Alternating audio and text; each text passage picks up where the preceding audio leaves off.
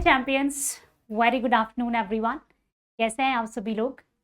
I hope कि सब बहुत अच्छे होंगे, मस्त होंगे और ज़बरदस्त होंगे, क्योंकि आप लोगों को पता चल चुका है कि भाई IBPS क्लर्क ने बम्पर वैकेंसीज लेकर के आया है आपके लिए, है ना।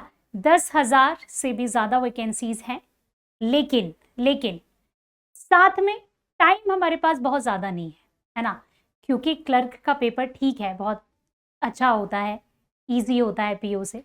बहुत ज़्यादा कंपटीशन है और कंपटीशन में जीतेगा वही जिसकी अंग्रेजी अच्छी होगी। जैसे कि आपको पता है कि इंग्लिश एक बहुत बड़ा हर्डल है मैक्सिमम स्टूडेंट्स के लिए, यानी कि अगर मैं 60% स्टूडेंट्स की बात करूं तो 60% स्टूडेंट्स जो है ना वो इंग्लिश की वजह से रुक जाते हैं।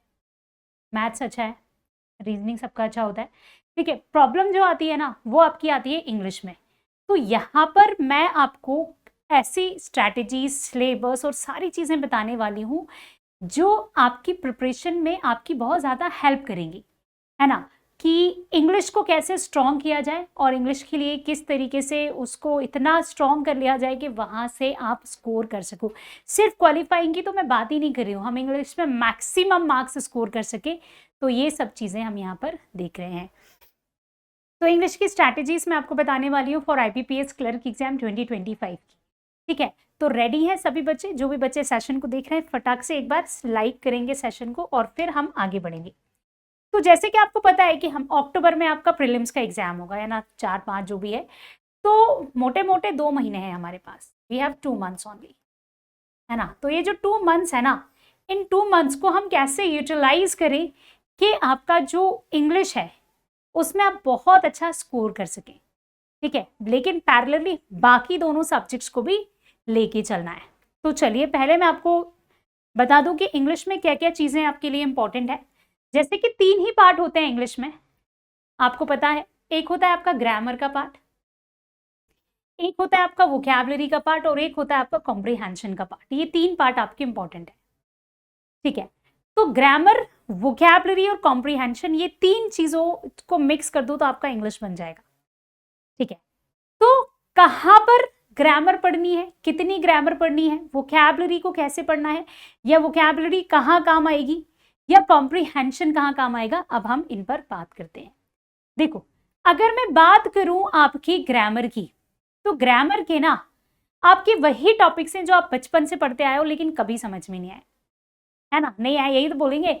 एक टेंस है जो हमेशा से पढ़ा है, समझ में नहीं आता है मैडम। कंडीशनल सेंटेंस है, मैंने आपको वेटेज के अकॉर्डिंग ही यहाँ पर लिखा है कि किसका कितना ज्यादा वेटेज है। तो आपका जैसे टेंस है, सबसे इंपॉर्टेंट टॉपिक है, आप इसमें वर्ब्स भी इंक्लूड कर लीजिएगा, verbs and tense. Conditional sentences है, बहुत इंपॉर्टेंट है। प्रेपोजिशंस है, नाउन है, प्रोनाउन है, फिर आपका वर्ब, मॉडल, इन्फिनिटिव, जेरंड, ये सब एक ही साथ मैंने यूज कर दिए हैं, लिख दिए हैं।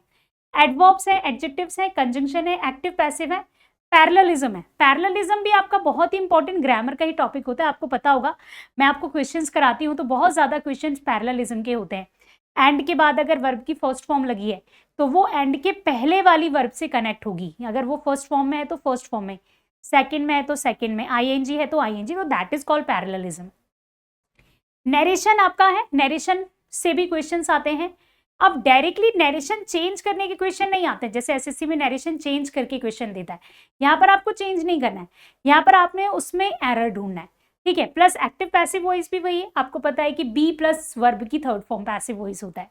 तो इनको कहाँ यूटिलाइज करना चाहिए, कहाँ यूज करना चाहिए, ये एक मेजर प्रॉब्लम है, ठीक है। तो स्टार्ट करते हैं कि ये जो ग्रामर का पोर्शन है आपका, ये ग्रामर के पोर्शन से आपको क्या क्या चीजें पूछी जाएंगी। तो पहली चीज जो आपसे पूछी जाएगी वो पूछा जाएगा एरर डिटेक्शन, है ना। अब एरर डिटेक्शन का जो लेवल होगा वो ऑब्वियसली इजी टू मॉडरेट होगा। इजी भी मत मान के चलो, मॉडरेट मान के चलो, है ना, मॉडरेट लेवल होगा।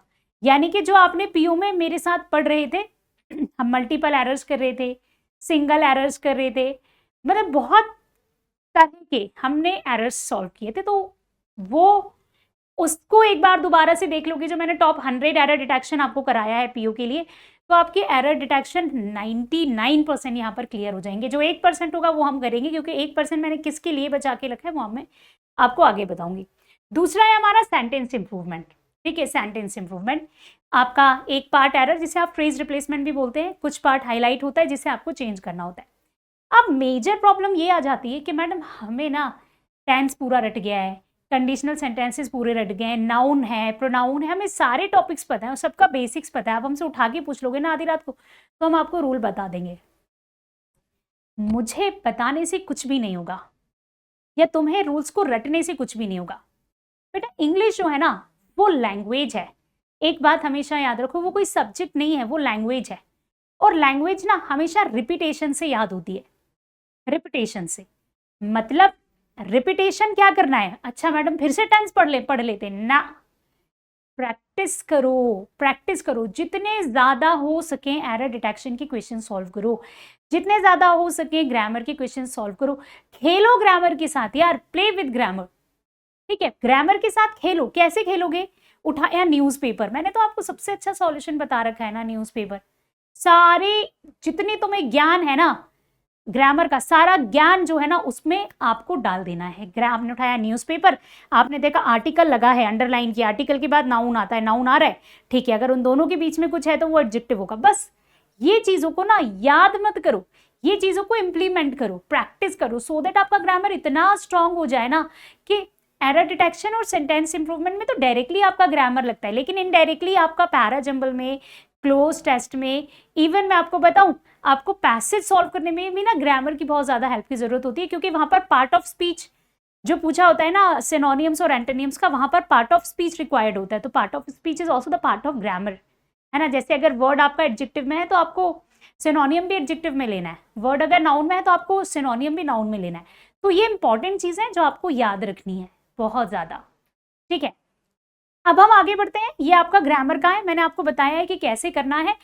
बाकी प्रैक्टिस कैसे करनी है, करानी है, ये मैं बताऊंगी। बट मैं अभी आपसे ये कहना चाह रही हूँ कि भाई टॉप 100 जो मैंने एरर डिटेक्शन आपको पढ़ाया ना उसका पूरा वीडियो देख लो, ठीक है। बाकी सेंटेंस इंप्रूवमेंट आपका उसी से बेहतर हो जाएगा, बेहतरीन हो जाएगा। और क्वेश्चन ज्यादा से ज्यादा सॉल्व करो। एक दिन का टारगेट बना लो कि मुझे ना आज 30 एरर्स लगाने हैं और मुझे 20 जो है सेंटेंस इंप्रूवमेंट लगाने हैं। अब मैं चाहे जहां से भी लगाऊं, मुझे ये 30 क्वेश्चन इसके या 30 इसके या 20 इसके, अपनी कैपेबिलिटी के अकॉर्डिंग मुझे ये लगाने हैं 1 हफ्ते तक या 15 दिन तक। तो 15 दिन तक जब आप कंटिन्यू लगाओगे ना, एरर डिटेक्शन आपकी रग रग में बस जाएगा। खून की जगह एरर डिटेक्शन दौड़ेगा, सेंटेंस इंप्रूवमेंट दौड़ेगा, ठीक है। तो ये याद रख लो कि प्रैक्टिस, आपने सुना है ना, practice makes a man perfect. तो बस आपको प्रैक्टिस ही करनी है इसकी, आपको सब आता है, सब आपको आता है, पूरी ग्रामर आपको याद है, बस आपको प्रैक्टिस की रिक्वायरमेंट है। दूसरा आपकी वोकैबुलरी का क्या पार्ट है, सिनोनियम्स, एंटोनियम्स हैं, आइडियम्स एंड फ्रेजेस हैं, और आपकी फ्रेजल वर्ब्स हैं। ये 4 पार्ट्स आपके वोकैबुलरी के होते हैं, जहां से क्वेश्चंस बनते हैं। स्टार्टर्स और connectors, phrase fillers, para completion, word rearrangement, error या फिर correct find the error. Error अब आपके जो है वोकैबुलरी वाले एरर भी आते हैं, मिसस्पेल्ड भी आता है, और आपका मैच दीज सेंटेंसेस या मैच दीज स्टेटमेंट्स ये भी आता है। ये सब आपका वोकैबुलरी से आता है, और वर्ड यूजेज भी आता है। तो ये जितने भी चीजें मैंने यहाँ लिखी है ना, यहां से कुछ भी आ सकता है। मैं नहीं कह रही हूं कि ये सारा मिलेगा, इनमें से कुछ भी 2 चीज 3 चीजें आपको मिल सकती हैं। तो आपको इसके लिए बहुत तगड़ा वोकैबुलरी का नॉलेज होना चाहिए। स्टार्टर्स और कनेक्टर्स में भी वोकैबुलरी काम आती है, ग्रामर भी काम आती है। स्टार्टर्स और कनेक्टर्स में मैंने आपको पूरा एक कनेक्टर का टॉपिक पढ़ाया है, जिनको नहीं पता है वो कनेक्टर का टॉपिक जा करके देखें, ठीक है। फ्रेज फिलर्स, आपको फिलर्स सॉल्व करने के लिए ऑब्वियसली किसकी जरूरत होती है, आपको सॉल्व करने के लिए जरूरत होती है, फिलर्स को सॉल्व करने के लिए ग्रामर की जरूरत होती है, या वोकैबुलरी की जरूरत होती है, या फिर रीडिंग हैबिट अच्छी। यानी ये तीनों चीजें ना एक दूसरे से रिलेटेड है, ये तीनों चीजें एक हैं, ठीक है। आप इन्हें अलग अलग अलग अलग नहीं जो बोलते ना बहला सकते हो कि भाई तू मेरे साथ आ जा, चलो इसको छोड़ते हैं। वो बोलेगा ना भाई ये 2 भी मेरे साथ आएंगे। क्यों? क्योंकि हम तीनों एक साथ हैं, बेस्ट फ्रेंड्स हैं, हम धोखा नहीं करते हैं, deceive, we will not deceive you, we will not betray each other, so always remember. So ये जो वर्ड्स है ना, ये सारी चीजें जो है ना आपके एग्जाम में आएंगी, और ये वोकैबुलरी से रिलेटेड है। मैडम वोकैबुलरी कैसे अच्छी करें, यही तो दिक्कत है तुम लोगों की, कैसे अच्छा करें, सिर्फ पूछते हो, करते नहीं हो। रोज कहती हूँ एडिटोरियल में आओ सुबह 9 बजे, एडिटोरियल में सारी वोकैबुलरी पढ़ा रही हूँ यार, वोकैबुलरी पढ़ा रही हूँ, वर्ड्स रिपीट करा रही हूँ, उस पैराग्राफ में, उस पैसेज में पार्सिंग कर रहे हैं, ग्रामर सीख रहे हैं, हर चीज है वहां पर, है ना। और जैसा मैंने आपको बोला कि आप वर्ड्स भी रट लोगे लेकिन आप दूसरे ही दिन भूल जाओगे। तो वोकैबलरी को याद करने के दो तरीके हैं, या तो आप उस वर्ड का रूट पढ़ो, रूट वर्ड से याद रखो, या फिर उसको इतना सुन लो, इतना सुन लो, इतना रिपीट कर लो कि वो आपकी, जैसे मैंने बोला, कि रग रग में बस जाए, इन दैट वे। तो न्यूज़पेपर में ना वोकैबलरी रिपीट होती है और वो वोकैबलरी आपके लिए बहुत ज्यादा फ्रूटफुल है ना। सो ऑलवेज रिमेंबर कि हमें ये याद करना है। अब आगे बढ़ जाएंगे, लास्ट पार्ट है आपका कॉम्प्रीहेंशन का, जिसमें रीडिंग कॉम्प्रीहेंशन आता है, सेंटेंस रीअरेंजमेंट आता है, आपका क्लोज टेस्ट आता है, पैरा जंबल रीअरेंजमेंट, वैसे तो एक ही बात है, आप ये भी मान सकते हो, और पैरा कंप्लीशन आता है और ऑड सेंटेंसेस आते हैं। तो ये सारा आपका किसका पार्ट है? कॉम्प्रीहेंशन का। कहाँ से कवर होगा? न्यूज़पेपर से। देखो मैं हर जगह न्यूज़पेपर लेके आ रही हूँ क्योंकि न्यूज़पेपर है ही इतनी इंपॉर्टेंट चीज। न्यूज़पेपर पढ़िए डेली, रीडिंग कॉम्प्रीहेंशन में अपनी पकड़ बनाइए। अभी स्टार्टिंग में वर्ड टू वर्ड हम जो है पैराग्राफ सीख रहे हैं, थोड़े टाइम बाद हम उसको पार्सिंग करेंगे, स्किमिंग करेंगे। तो स्किमिंग बहुत जरूरी है, मतलब आप सिर्फ मेन आइडिया पढ़ करके निकाल रहे हो, तो इससे आपकी ना बहुत, आपका देखना क्लोज टेस्ट और आरसी सॉल्व करने का आपका जो स्पीड है ना वो बहुत जल्दी और बहुत तेजी से एनहांस होती है। कैसे? अगर आप डेली कोई आर्टिकल न्यूज़पेपर पढ़ रहे हैं तो, ठीक है। सेंटेंस रीअरेंजमेंट आपके लिए इंपॉर्टेंट है, मैंने आपको पढ़ाया ही है, ये क्लोज टेस्ट है, पैराजंबल है, कंप्लीशन है, ये सब आपका अंडरस्टैंडिंग पर बेस्ड है। मतलब जितना तुम अंडरस्टैंड करोगी, रीडिंग एंड अंडरस्टैंडिंग एक ही हैं दोनों, भाई भाई पक्के दोस्त, ठीक है। तो रीड करो और अंडरस्टैंड करो और इसकी प्रैक्टिस करो एडिटोरियल से, है ना। तो बहुत ही इंपॉर्टेंट है ये तीनों पोर्शन। अब प्रीलिम्स में क्या क्या आएगा? जैसे आपको पता है आरसी आएगा, पैराजंबल आएगा, क्लोज टेस्ट या फिलर्स में से कुछ एक आएगा, match the column, word swap, word order, word usage में से कुछ एक आएगा, एरर डिटेक्शन। बस ये 40 मार्क्स की इंग्लिश है, ठीक है। ये वाला जो पार्ट है आपको बस यहीं से आएगा, कुछ ना कुछ आएगा, इसमें से कोई दो चीजें भी आ सकती हैं, है ना। तो हमें इन मिस स्पेल्ट भी लिख लेना, मिस स्पेल्ट भी आ सकता है।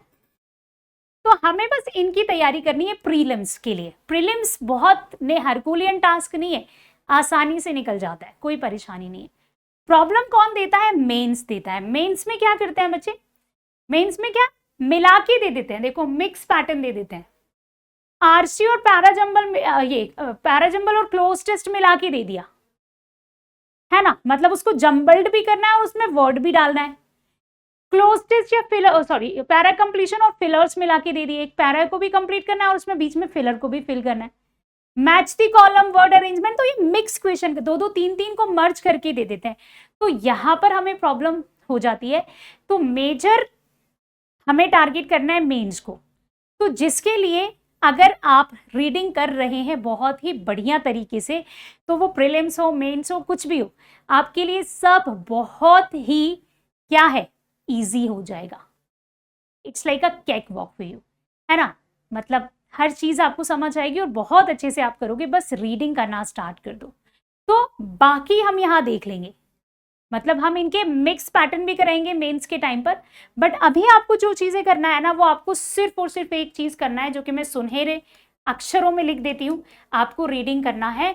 और हर कुछ रीड मत करो, अब वो टाइम नहीं है हर कुछ उठाया रीड कर लिया। एडिटोरियल रीड करो, जो भी न्यूज़पेपर तुम्हें अच्छा लगता है, समझ आता है, उसका एडिटोरियल रीड करो, ठीक है। एडिटोरियल रीड करना सबसे इंपॉर्टेंट चीज है ये आपके लिए। अब यहाँ पर एक तरीके से, अब देखो यहाँ पर कुछ इंपॉर्टेंट बातें मैं आप लोगों को बता दूं कि भाई अगर आप क्या कर रहे हैं, आप बढ़िया तरीके से तैयारी कर रहे हैं, प्रिपरेशन कर रहे हैं और आपको एक्चुअली सिलेक्शन लेना है, तो आपको अपना एक टाइम टेबल सेट करना पड़ेगा। मतलब आपको हर एक पॉइंट पर, यानी कि हर एक जो टॉपिक है उस पर क्वेश्चन सॉल्व करने होंगे। जैसे कि आपका मंडे है आज, तो आपने डिसाइड किया कि ये वाला जो मेरा वीक है, इसमें मंडे, ट्यूसडे और वेडनेसडे, ये 3 दिन है सपोज। तो इसमें मैंने क्या किया, मैंने इसमें एरर डिटेक्शन के क्वेश्चन सॉल्व किए, है ना। अब जितने भी आप अपनी कैपेबिलिटी के अकॉर्डिंग, मैंने 20 क्वेश्चन सपोज सॉल्व किए, मंडे भी किए, ट्यूसडे भी किए और मैंने वेडनेसडे भी 20 क्वेश्चन सॉल्व किए, ठीक है, तो मैंने वीक में 3 दिन 20 क्वेश्चन सॉल्व किए, यानी कि मैंने एरर डिटेक्शन के एक वीक में कितने क्वेश्चन सॉल्व कर लिए? 60। ठीक है, प्लस इन क्वेश्चंस को सॉल्व करते करते मैंने अपना एडिटोरियल अटेंड किया गजाला मैम का डेली 9 बजे, और उसकी वोकैबुलरी को मैंने क्या किया? रिवाइज किया, है ना। इसके बाद क्या करोगे? वोकैबुलरी का रिवीजन करोगे।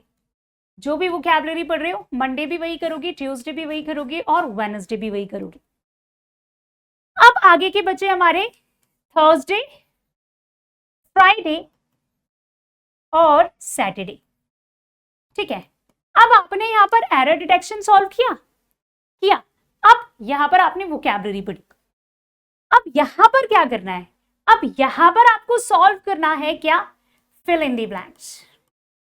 क्यों? क्योंकि आपने जो वोकैबुलरी पढ़ी है ना, वो वोकैबुलरी 3 दिन वाली इंप्लीमेंट करोगे ना कहीं, तो उस वोकैबुलरी को करने के लिए कुछ फिल इन दी ब्लैंक्स के क्वेश्चन सॉल्व करो, कुछ क्लोज टेस्ट सॉल्व करो। तो बाकी के 3 दिन आपने ये कर लिया। ठीक है, अब फिल इन दी ब्लैंक्स तो हमने सॉल्व किए ही किए, इसके साथ हमें ग्रामर को भी तो नहीं भूलना है ना, कुछ तो लेके चलना पड़ेगा। तो हम क्या करेंगे? यहाँ पर सेंटेंस इंप्रूवमेंट का पार्ट सॉल्व करेंगे।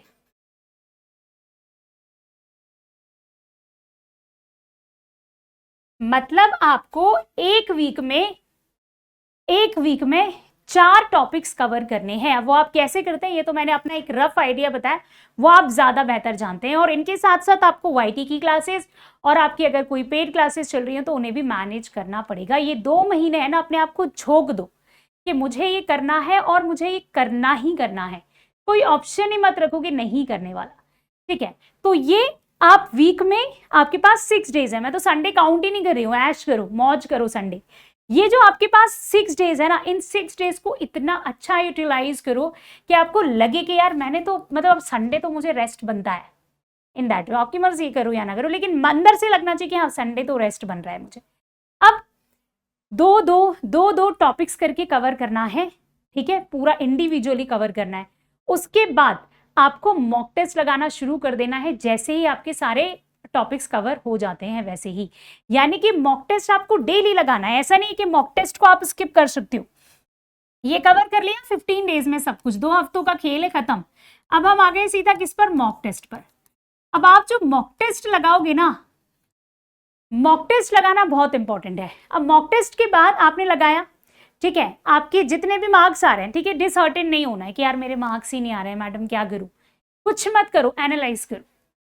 हर एडिटोरियल को जितना आप एडिटोरियल बोल रही हूँ, मॉक टेस्ट को जितना आप लगा रहे हो ना, जितना लगाना इंपॉर्टेंट है ना, मॉक टेस्ट को देना इंपॉर्टेंट है ना, उससे ज्यादा इंपॉर्टेंट है उसका एनालिसिस करना। एनालिसिस करना बहुत ही इंपॉर्टेंट है। तो मतलब अगर आपने मॉक टेस्ट दिया है तो आप उसको एनालाइज करो, है ना। अब जब भी आपको टाइम मिल रहा है, दिन में, शाम को, सुबह, तो उसको एनालाइज जरूर करना, क्योंकि अगर आप एनालाइज नहीं करोगे तो आपको पता कैसे चलेगा कि आपने क्या गलतियां की है ना। हो सकता है कि कभी मॉक टेस्ट में ही कुछ प्रॉब्लम है, या कुछ मतलब कुछ ऐसे वर्ड्स हैं जो आपका आंसर करेक्ट हो रहा है, उसका इनकरेक्ट हो रहा है, तो आपको बहुत सारी चीजें यहाँ पर पता चल जाती है। तो मॉक टेस्ट लगाना is the very important thing.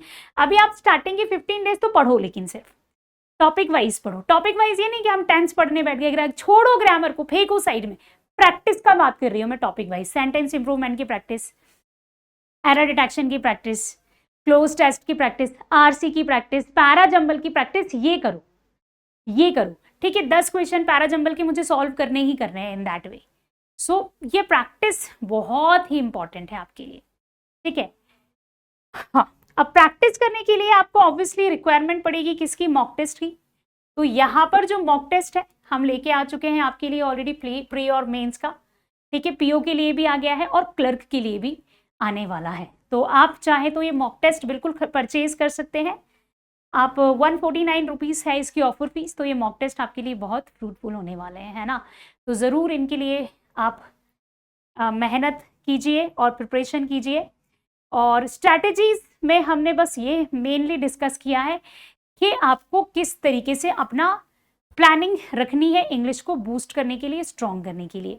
और सबसे इंपॉर्टेंट चीज़ जो मैं आज अभी हमेशा कहूँगी कि एडिटोरियल का सेशन को मिस नहीं करना है, चाहे क्लासेस तुम मिस कर दो, एडिटोरियल को तो मिस करना ही नहीं, ऑप्शन ही नहीं रखना है एडिटोरियल का।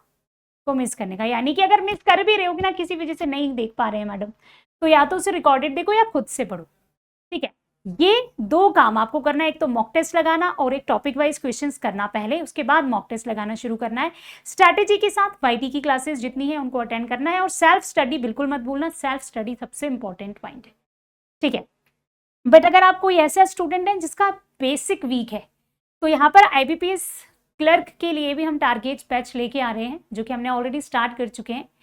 तो 60 डेज में कंप्लीट प्लान है, ये बाइलिंगुअल रहेगा। तो जो भी बच्चे इंटरेस्टेड हैं और उनको ऐसा लगता है कि यार हमारा वीक है बेसिक पार्ट, तो हमें बेसिक से स्ट्रॉन्ग करने की बहुत ज़रूरत है, तो वो प्लीज़ इस बैच को ज्वाइन कर लीजिए, ठीक है। 1500 इस बैच की फीस है, बट अभी ऑफर में ये 499 रुपीज़ में मिल रहा है, ठीक है। 8 मंथ्स की वैलिडिटी के साथ लाइव बैच है, 3 to 4 आवर्स ड्यूरेबल है, ड्यूरेशन रहेगी क्लासेस की।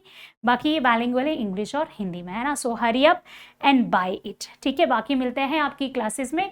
All the best for the preparation guys, thank you.